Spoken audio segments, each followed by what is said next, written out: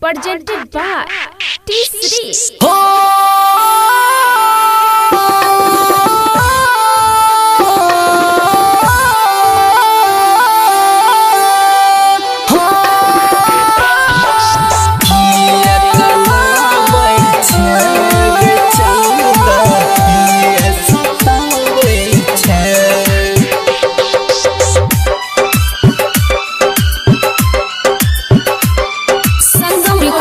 Studio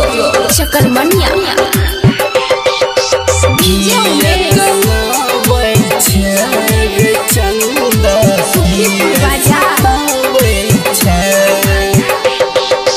किया कनावै छै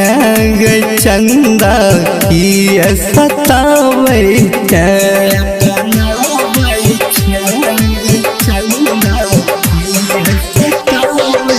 किया कनावै छै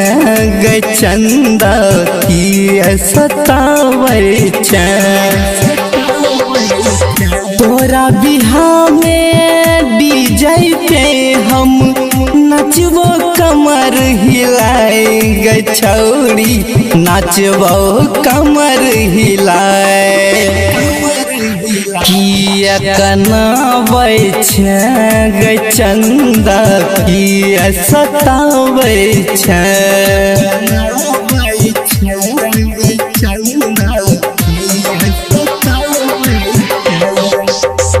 तोरा बिहार में डीजे पे हम नचबो कमर हिलाए गे छौरी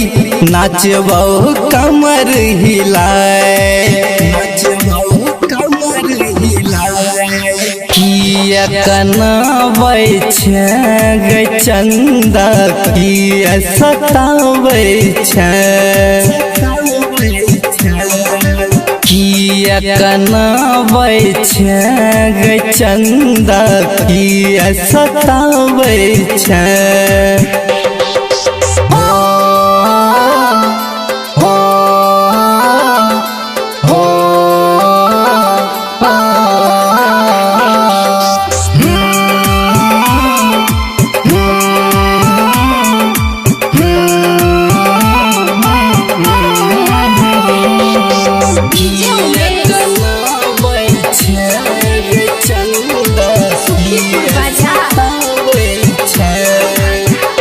जखन मिलैले तोरा से गेलियो गे गला में चांदी के निशानी देलियो गे गला में चांदी के निशानी देलियो गे जखन मिलैले तोरा से गेलियो गे गला में चांदी के निशानी देलियो गे राजीव के छोड़ के धर्मा पवन के किया छौरी तू अपन लही गे दोनों बहिन हमरा संग में गई मिल के कर लही गजदारी गे छौरी कर लही गजदारी किया कनावै छै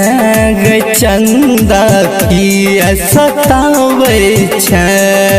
किया कनावै छै गे चंदा किया सतावै छै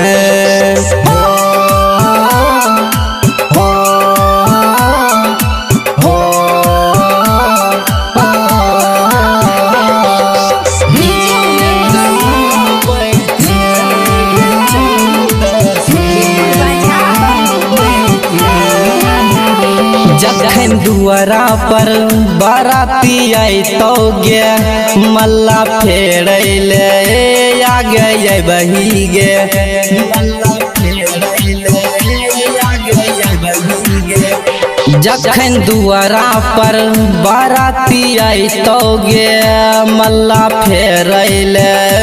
आगे बही गे शादी करके तोय ससुरार जाई भी गे जेना कानै छियो ओहना कान भी गे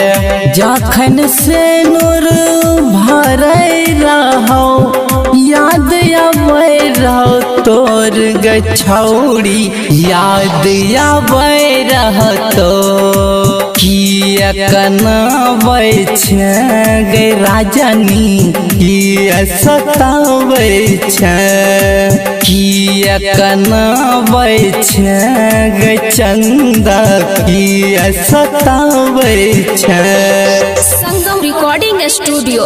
चकरमनिया।